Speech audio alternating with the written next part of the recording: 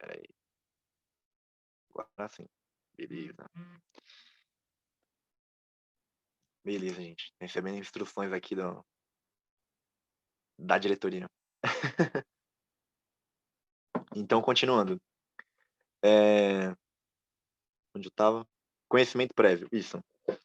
A literatura, ela é um estudo de artes, né. Uma das áreas das artes, inclusive nas aulas também, e nas questões eu vou trazer imagem, vai ter citação a cinema, vão ter, assim, todo tipo de expressividade.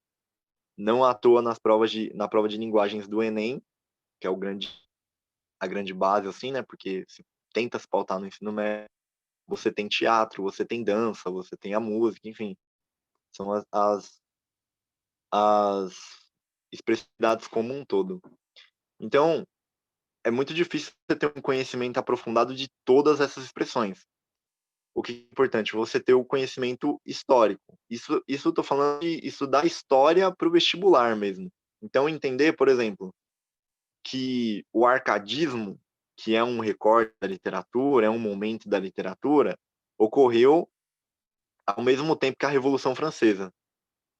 Ou entender que o romantismo, ele se encaixa no final do século XIX. E aqui no Brasil você tem várias questões no final do século XIX. Você tem o a Lei Áurea, você tem, enfim, várias mudanças políticas, e aí você tendo uma noção disso, várias questões você consegue responder. Você não precisa ter lido, você não precisa às vezes nem ter estudado literatura. Eu não estou dizendo para você não estudar literatura, ainda não me entendam mal. Eu estou dizendo que se você conseguir cambiar esses conhecimentos, relacionar eles, facilita muita coisa. Porque às vezes você responde uma questão, eu já respondi questão em prova de história com por ter estudado literatura, né? E vice-versa também.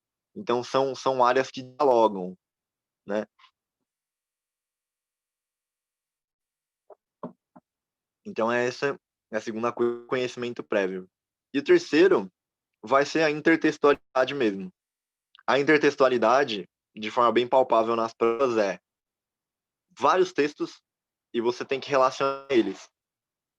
Em várias questões vocês vão ver isso, em várias matérias também, que é aquela coisa, texto um tem um textinho lá, texto 2 tem um outro textinho, e aí a questão, geralmente, ela é relacionando esses textos, seja uma relação de comparação, as sei, o que que tem em texto um que não tem em texto 2, o que que, eh, quais são as diferenças entre o texto um e o texto 2, como tal tema, no caso da literatura vai ter muito como tal palavra é trabalhada em cada texto, né, então você conseguir fazer essa relação que aí já é outro nível de interpretação de texto, que é você interpretar, colocar em diálogo com outros textos.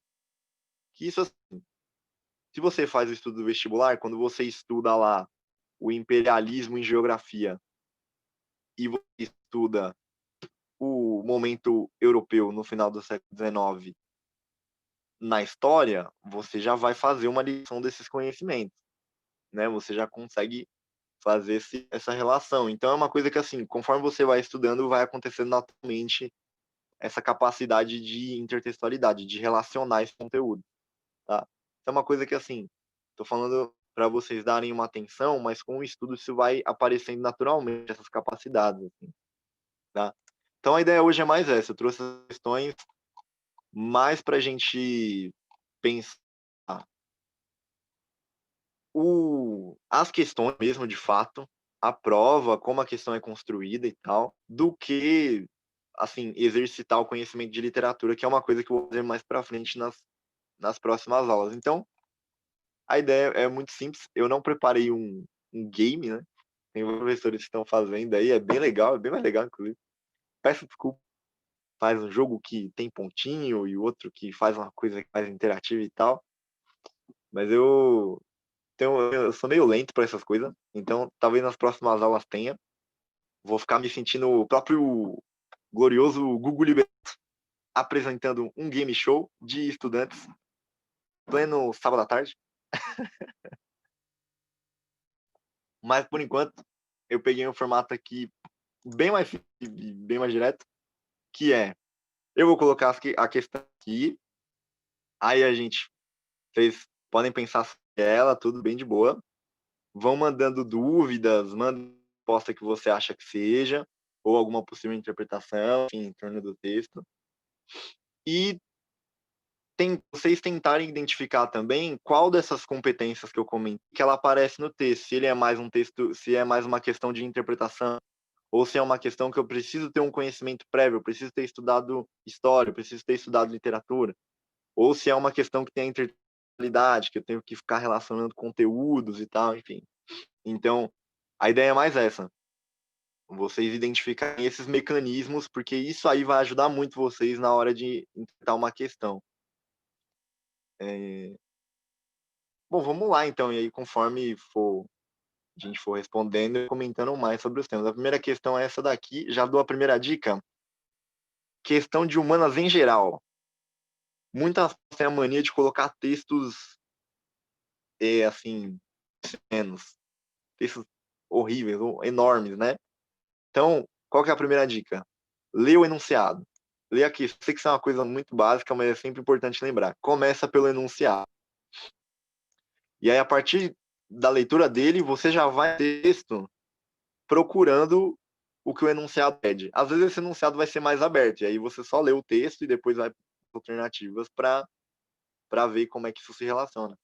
Mas, em geral, o enunciado ele já ajuda bastante no que você tem que interpretar no texto. Eu tô falando meio de lado assim, gente, porque eu falo com o meu celular. Então eu tô indo pro canto. Enfim, eu olhei para mim agora. Mas a ideia é essa, leiam o enunciado, depois passem para o texto e aí vai para as alternativas. Porque assim, e uma outra dica também, literatura, em geral, os textos mais poéticos e filosóficos, metafóricos, tal, quando essa muita questão interpretativa e às vezes o texto ele deixa aberta a interpretação, ele não é uma coisa tão rígida. Se você ficar olhando muito para as alternativas, assim, pensando e se descabelando muito, várias vezes é o risco de errar. Então, se você leu as alternativas, teve uma logo de que te brilhou os olhos, marca ela. A possibilidade de ser ela é muito grande.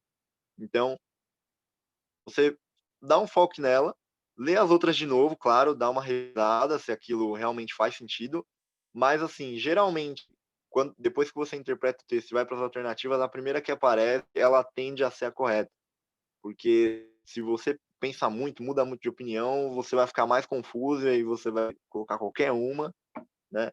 E a ideia não é essa, a ideia é vocês terem segurança na resposta, certo? Então, bom, a primeira questão é essa daqui, baseada nesse poema. Eu vou deixar assim, o nome do poema é Canção Amiga, mas esse não é tão grande. E aí eu vou tirar o meu rostinho da tela. E vocês vão mandando aí, se tiverem dúvidas sobre as questões, quando quiser que eu desça também, eu vou dar um tempinho pra vocês responderem e depois a gente continua.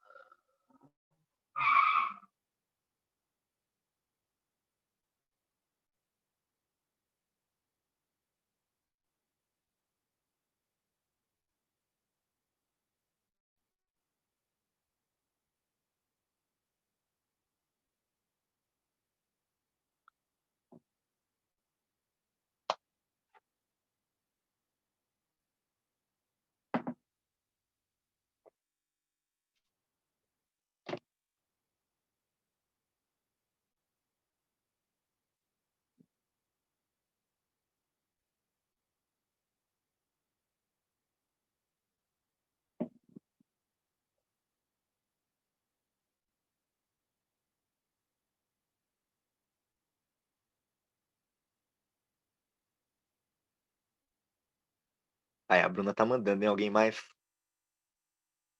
Quem puder aí estar respondendo, pensar o que eu falei, né, pensar como que a questão se estrutura, tentar entender qual que é a competência aí.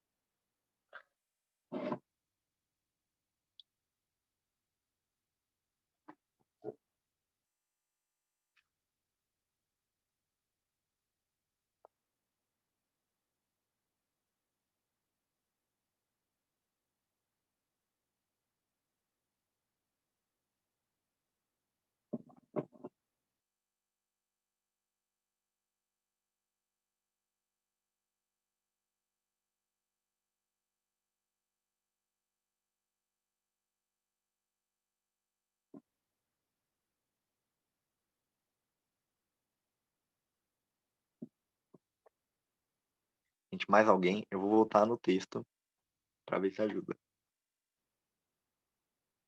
Depois a gente já resolve junto.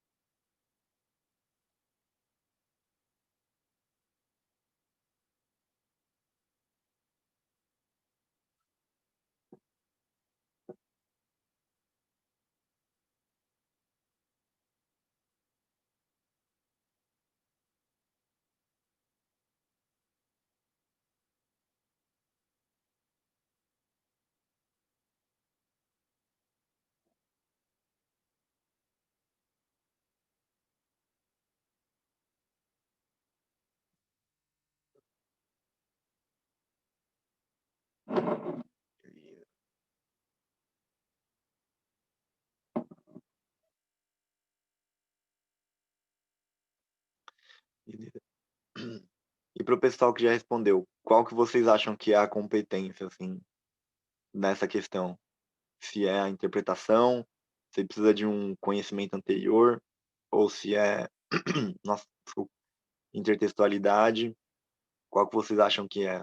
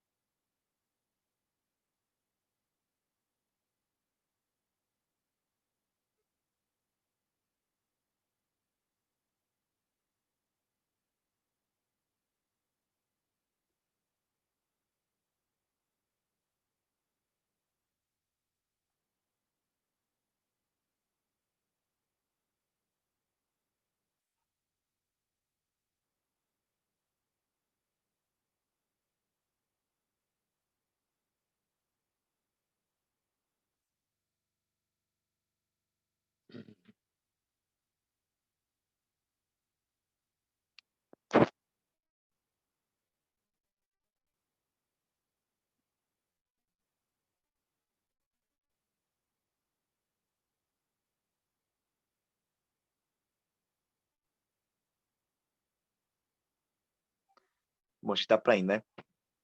Então eu vou resolver aqui. Bom, a resposta, gente, é a D. Essa aqui. Eu entendo a confusão com a B. A resposta é a D.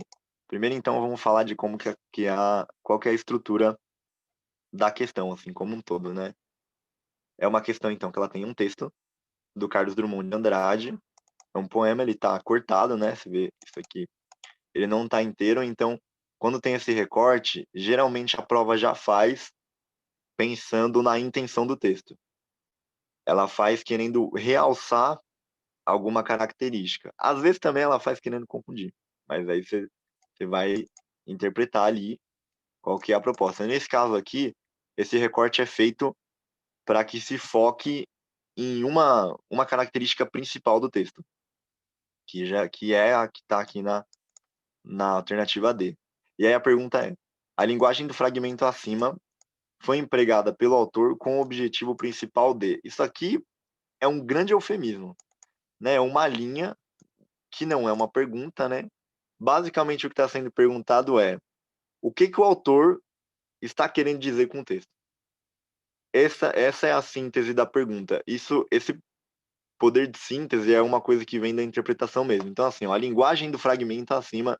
Isso aqui é um grande eufemismo, esse negócio de linguagem. Sim, linguagem, várias vezes na prova, ela tem um conceito específico, a palavra, mas nas provas ela tem uma tendência a aparecer, às vezes, como um termo meio genérico, assim, para falar de texto de forma geral. Então, quando fala assim, a linguagem empregada no fragmento, essa linguagem nada mais é do que o texto apresentado, sabe? Uma coisa mais assim. E aí no fragmento, porque o texto está cortado, enfim. Foi empregada pelo autor com o objetivo de. Então fala, o é nisso que se resume. A construção do texto acima, qual é o objetivo dela? Qual é o sentido dela, né? Então aqui vamos a todas as alternativas. Então, não, primeiro. Então assim, ela é uma questão que ela não depende de um conhecimento prévio, porque ela é totalmente baseada no texto que está aqui. Nem é importante se você conhece ou não o Carlos Drummond de Andrade, apesar de que seria muito bom se conhecer, né? Porque você saberia mais as características do autor e tal. Conhecimento a mais sempre é bom, mas no caso da questão aqui, ela é mais bem centrada nesse texto aqui. Então, você não precisa ter um conhecimento prévio, e ela não propõe que você relacione esse texto com nada mais. Ela não propõe que você relacione com outro texto, ela não propõe que você relacione com o contexto histórico ou com um outro sentido, não. É o texto por ele mesmo. Então, pelo menos ao meu ver, é uma questão de puramente interpretação. É uma questão puramente de entender qual é o sentido do texto e ver qual que é das alternativas que tem mais a ver com ele. Então, a pergunta, de forma geral, assim, ela é muito simples. E aí tem essas substituições de palavras para deixar a coisa um pouco mais confusa, né? A gente tem que vencer essas barreiras aí. E aí vamos aqui às alternativas. E aí, a partir das alternativas, a gente vai tentando relacionar com o texto. Ó, então, pensando nas alternativas, qual seria o objetivo do texto? Primeiramente aqui, transmitir informações, fazer referência a acontecimentos observados no mundo exterior. Transmitir informações, sim, porque todo texto se propõe transmitir informações. Isso é uma coisa muito clássica também. Colocar um negócio que é muito genérico, que serve para qualquer coisa. Podia ser qualquer texto aqui. Podia ser uma receita culinária, podia ser um texto jornalístico, podia ser uma canção do Thierry, o cracudo aqui do Thierry. E todos eles teriam a proposta de transmitir informações, porque é isso que um texto, em geral, se propõe. A não ser que seja um texto muito ruptivo, mas isso não aparece muito nas provas. Então, transmitir informações é uma coisa muito genérica. E aí vem fazer referência a acontecimentos observados no mundo exterior. Quando você lê o texto aqui, ele não fala de nada exterior, inclusive ele é muito pessoal. O começo do texto já é com eu, então já é centrado em uma pessoa. Eu preparo uma canção em que minha mãe, de novo aqui, ó, minha mãe se reconheça. Todas as mães se reconheçam e que fale com os dois olhos, como dois olhos, perdão. Então ele está falando de um texto que parte dele vai para o mundo, então ele não está se pautando no mundo, certo? Então essa aqui a gente acorda. Depois vem envolver, persuadir o interlocutor, nesse caso, o leitor em um forte apelo à sua sensibilidade. E aí, essa questão pessoal do autor é justamente o que dá essa impressão. de ser um apelo sensível, de ser uma coisa, assim, mais dramática e, enfim, que tem esse sentido. Mas se você ler bem o texto, o Carlos Drummond, ele não tá tentando persuadir, ele não tá persuadir seria convencer alguém de alguma ideia. Ele não tá tentando convencer, ele tá falando que ele tá fazendo uma canção e é o intento dele, ele quer que essa canção se espalhe pelo mundo, ele quer que essa canção funcione, influencie outras pessoas, né, e que tenha um impacto, mas ele não tá tentando influenciar o autor. Em nenhum momento ele fala: "Eu quero que você", ou ele fala: "As pessoas deveriam fazer isso ou deveriam fazer aquilo", não. Ele nunca coloca para os outros, é um texto muito mais pessoal. Então, por exemplo, aqui, ó: "Eu preparo uma canção que faça acordar os homens e adormecer as crianças". Ele tá falando: "Estou fazendo um texto que vai fazer isso. Eu estou fazendo um texto", nem é esse o texto que vai ter esse poder, é um texto que está sendo preparado. Então ele tá falando muito mais do da forma como ele faz o texto, né. Então, voltando aqui às alternativas. Realçar os sentimentos do eu lírico. Sim, é um texto muito pessoal. Suas sensações, reflexões e opiniões frente ao mundo real. Qual é a opinião que tem aqui? Não tem nenhuma, né.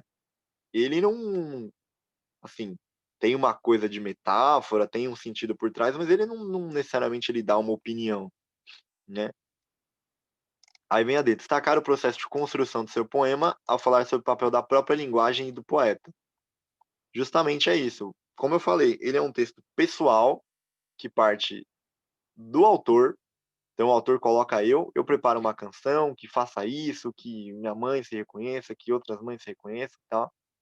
Então ele está falando do processo dele, do que ele quer quando ele escreve aquele texto, do que ele está se propondo a fazer. E aí, tem uma parte aqui, o processo de construção do seu poema ao falar sobre o papel da própria linguagem. E essa da própria linguagem está nessa frase aqui, que é: "Aprendi novas palavras e tornei outras mais belas". Que, pensando no papel de um poeta, várias vezes a ideia dele não é, assim, usar a palavra mais difícil do mundo. Não precisa ser isso. A ideia é usar uma palavra simples, mas que dentro do contexto do que ele está escrevendo, ela ganha um outro sentido, ela tem uma outra ideia. Então ele está falando justamente sobre linguagem, sobre esse exercício textual mesmo. Então ele fala: "Aprendi novas palavras e tornei outras mais belas", através do texto, através da canção, no caso, né, que ele está falando aqui. Então essa seria ele vem: manter eficiente o contato comunicativo entre emissor da mensagem e o receptor de um lado. Isso também é uma coisa muito genérica, mas que, assim, se fosse de fato uma ideia de comunicar, de passar uma mensagem específica, ele não faria um texto tão metafórico. Ele não faria um texto que o sentido fica meio escondido, é um texto meio misterioso, né. Que ele tá fazendo, ele fala dessa canção que ele tá preparando, ele fala do que ele quer que aconteça quando ele prepare isso, de como que é quando ele tá fazendo, mas em nenhum momento ele fala o que é isso. Ele fala o que ele vai falar para as pessoas. Tá ficando confuso, gente? Às vezes eu tô explicando e eu acho que eu tô fazendo confusão, porque eu usando as mesmas palavras várias vezes, né, texto e canção e interpretação, enfim. Mas a essa beleza, então. Essa questão aqui, ela é puramente interpretativa, então você vê que, assim, eu não tentei puxar na biografia do autor, eu não tentei puxar: "Nossa, será que o Carlos Drummond de Andrade ele tá em qual movimento literário? Será que o Carlos Drummond de Andrade ele tá em qual contexto histórico?". Não, isso não acontece. E também eu não precisei, assim, lendo o texto, pô, relacionar com outros textos para poder entender o sentido dele, né. Alguém quer falar uma coisa? Ok, beleza. Então, essa questão é mais esse lado interpretativo, que é uma coisa muito importante, já falei, né, para todas as matérias. E aí, no caso da literatura, você vai ter que, eh, exercitar isso de maneira poética, né. Tem uma outra noção aí e tal, enfim.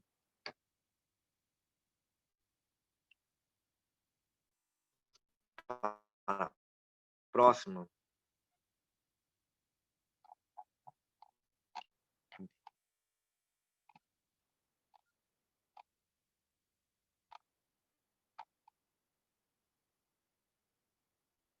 esse daqui.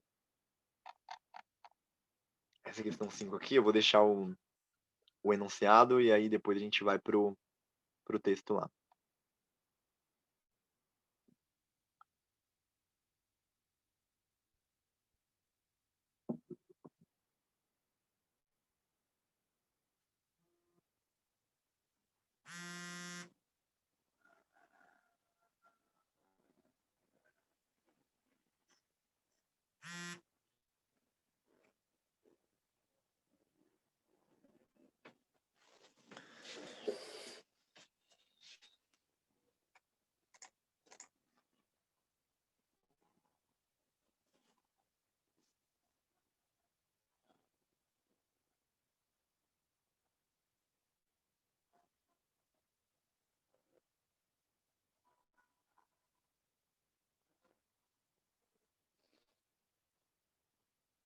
Acho que pode ir pro texto, né, gente? Qualquer coisa vocês vão falando aí, eu vou subir pro texto. Se querem voltar pra questão, vocês falam.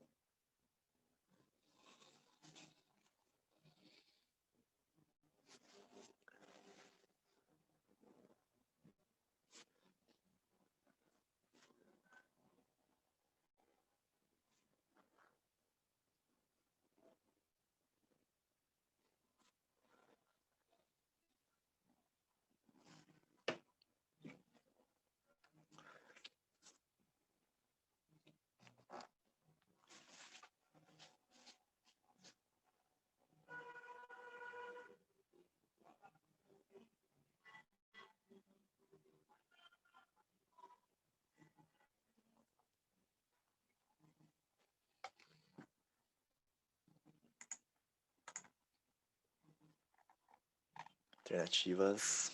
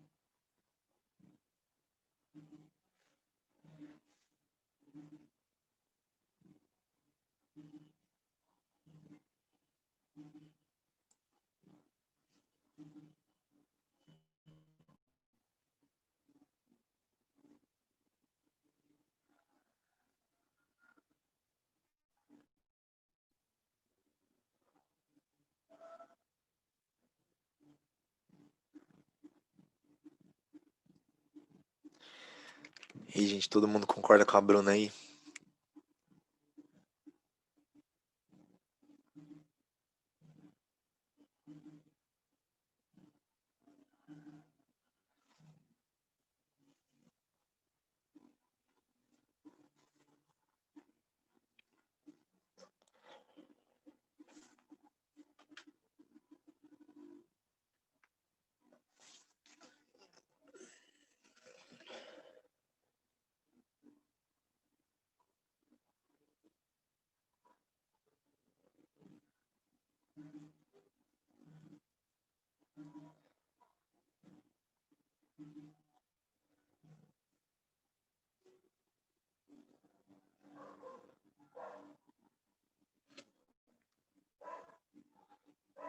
Todo mundo se omitiu.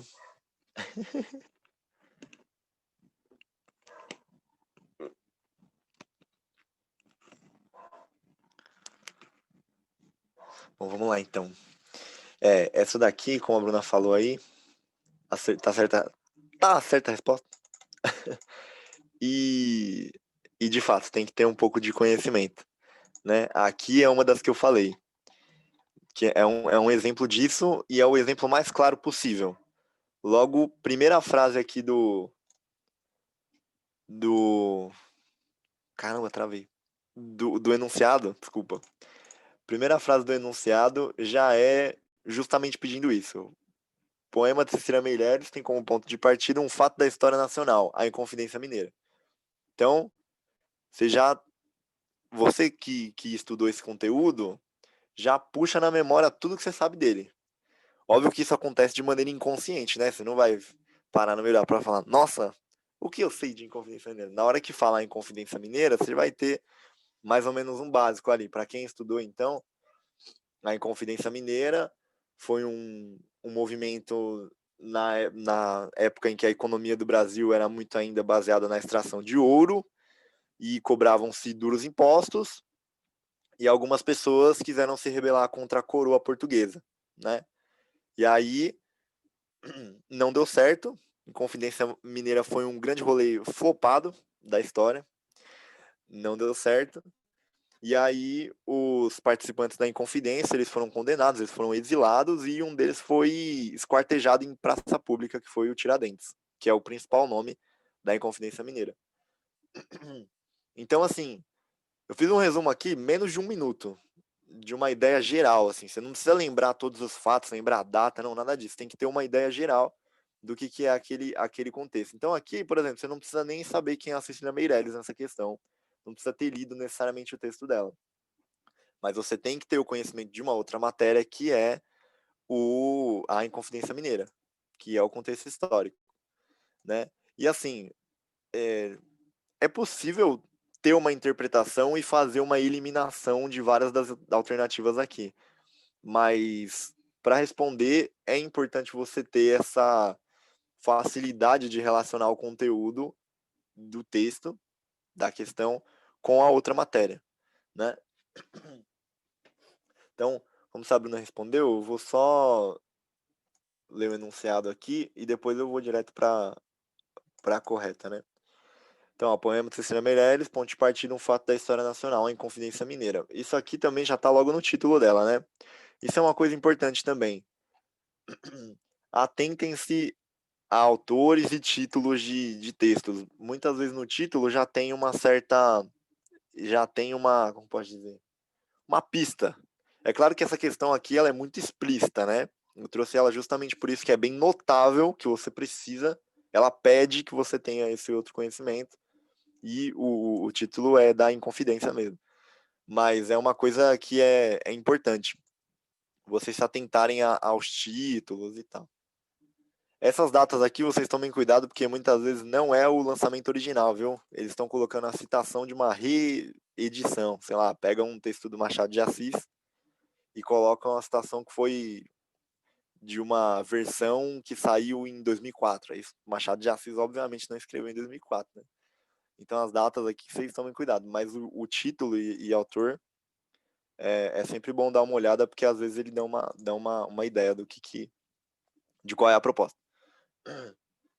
Então, continuando aqui o enunciado. Nesse poema, a relação entre texto literário e contexto histórico, aí, de novo, bem explícito, já pede isso, a relação entre o texto literário, contexto histórico, né, indica que a produção literária é sempre uma recriação da realidade. Então, olha no enunciado. O enunciado ele já faz meio que uma interpretação, né? Então ele fala, indica que a produção literária é sempre uma recriação da realidade, mesmo quando faz referência a um fato histórico determinado. No poema da Cecília Meirelles, a recriação se concretiza por meio. Então, está perguntando aqui, a palavra-chave aqui é recriação, né? É ver como a Cecília Meirelles, no texto literário, dentro da literatura, ela recria um acontecimento histórico. Isso é uma coisa muito comum, né? Se você vê as aulas de literatura, várias obras são pautadas em acontecimentos históricos, várias delas. O Romanceiro da Inconfidência aqui da Cecília Meirelles é um grande exemplo, mas você vai ter, por exemplo, os Sertões do Euclides da Cunha, que é baseado no Canudos, né? Enfim, você vai ter o Uruguai, também a mesma ideia que a guerra pelo território ali. Então, esse se você estudar literatura, naturalmente você já vai ter se deparar com várias obras que fazem esse movimento.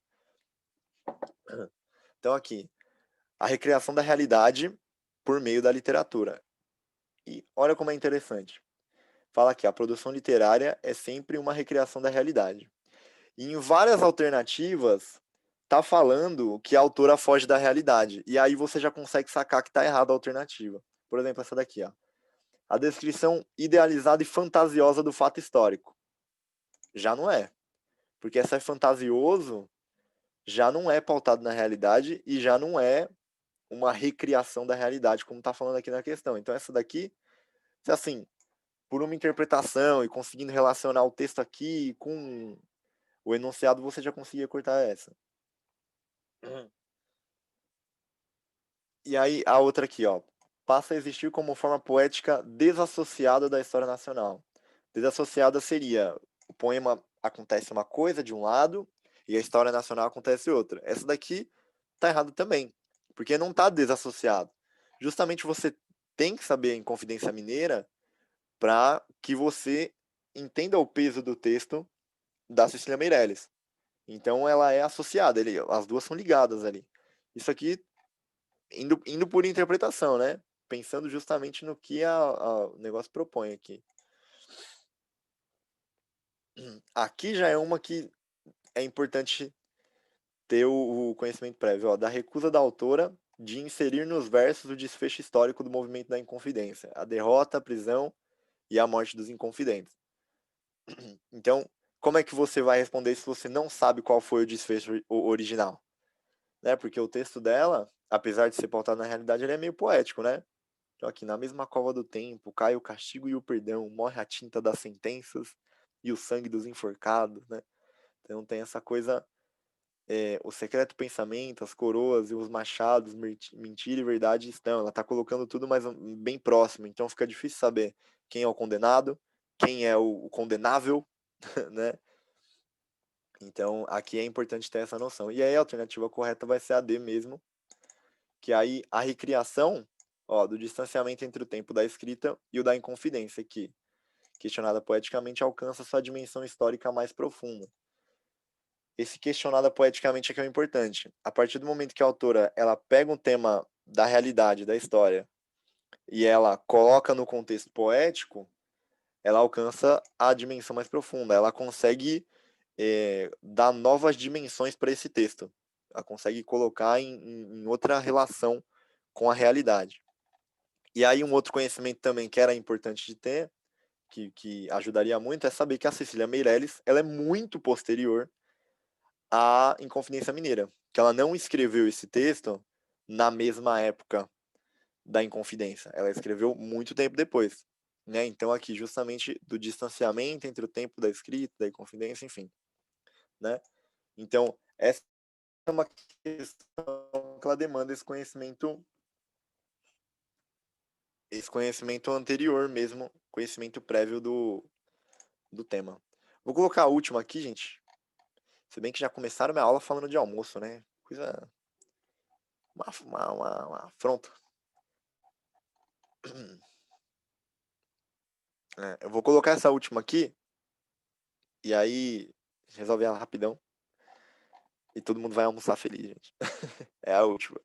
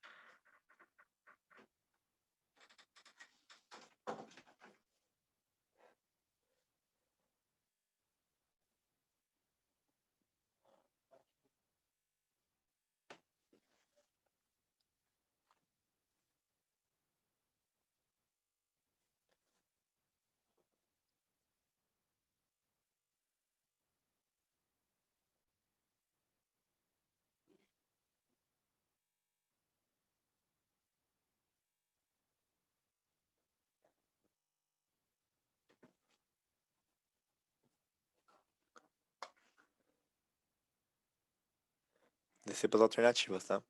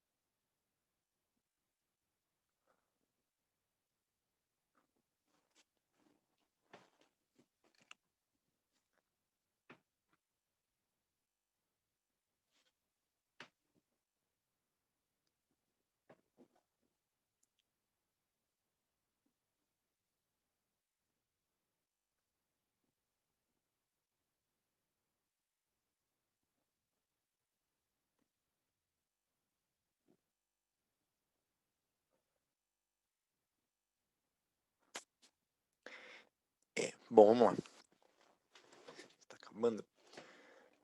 Então, primeiro, né? Qual que é a competência necessária que vocês acham para resolver essa questão?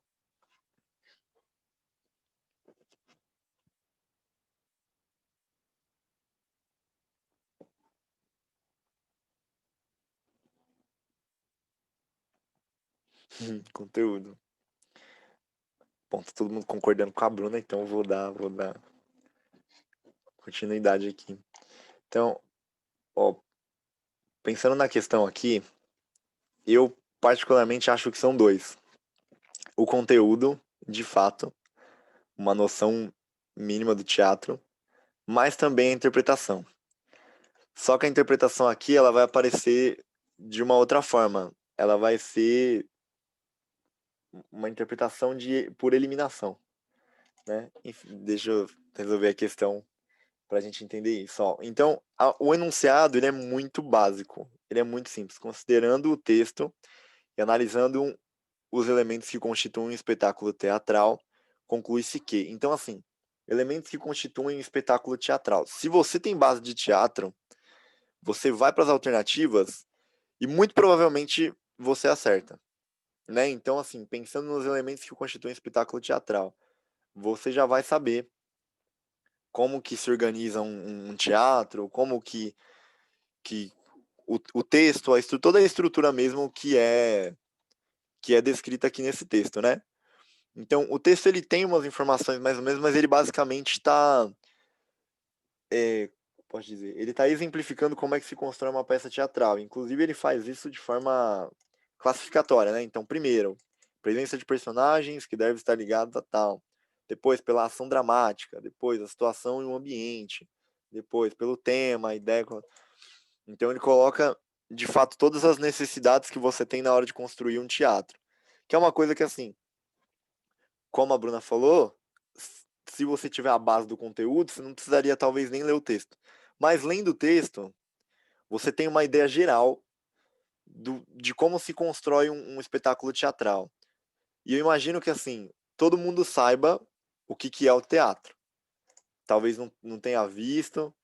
Esse ano, infelizmente, o Corona barrou o nosso sarau do cursinho, onde temos teatro também.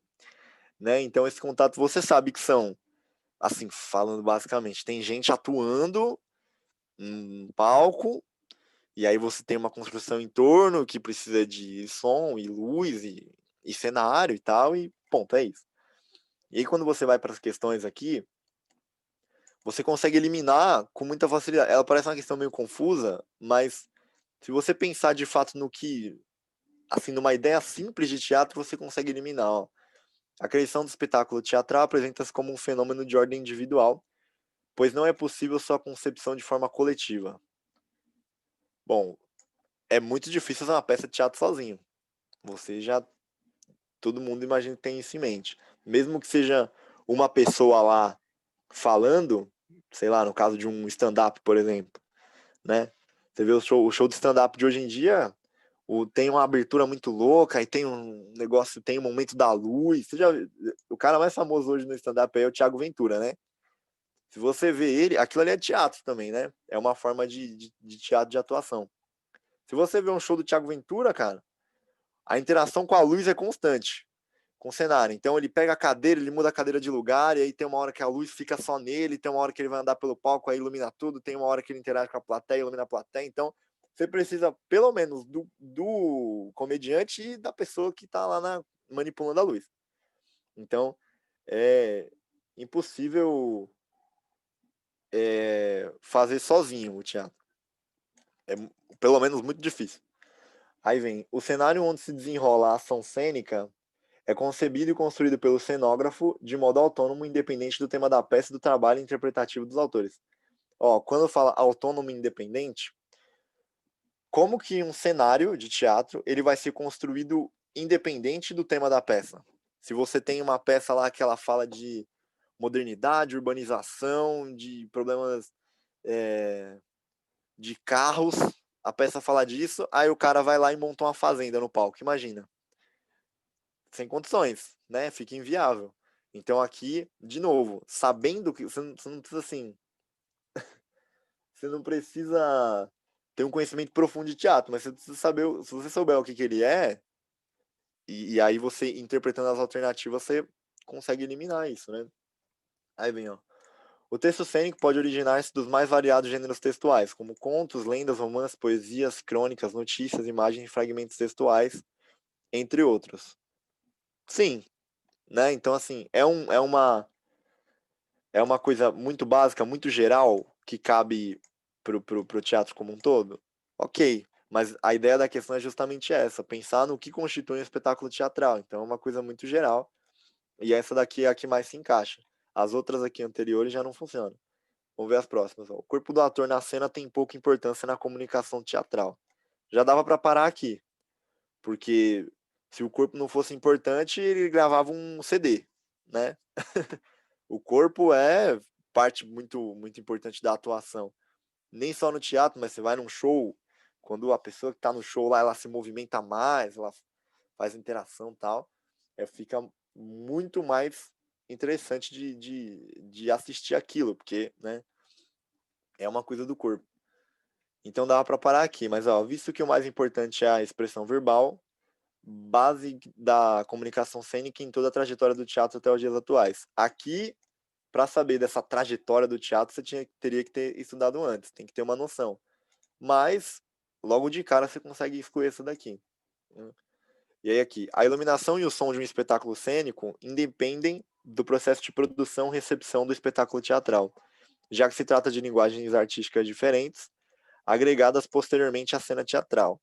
Aqui é a mesma coisa que foi falada do cenário nessa daqui, só que falando de iluminação e o som.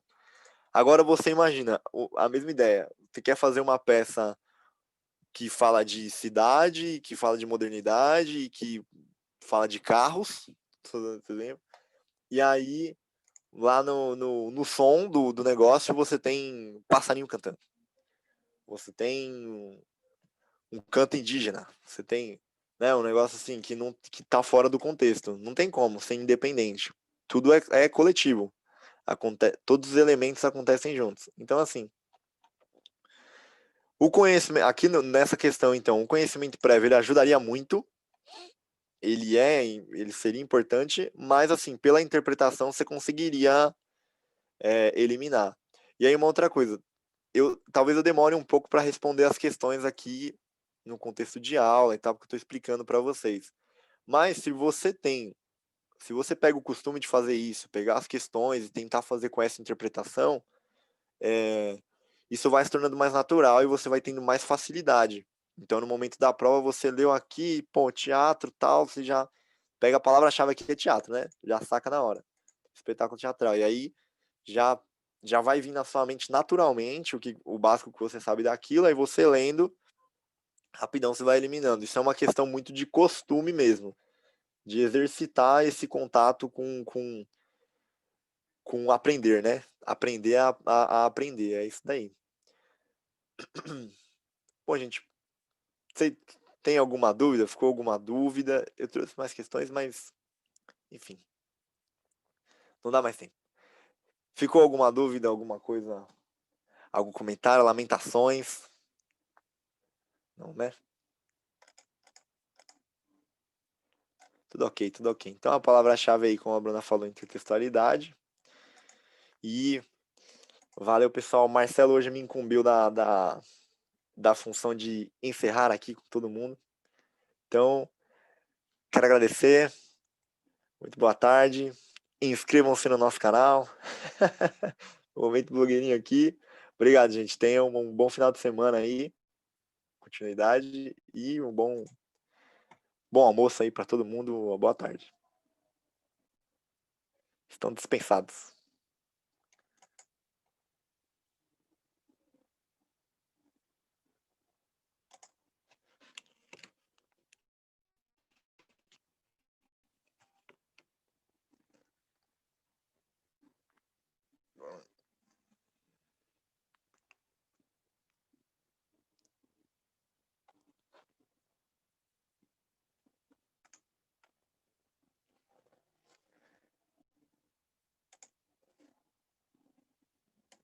E o tempo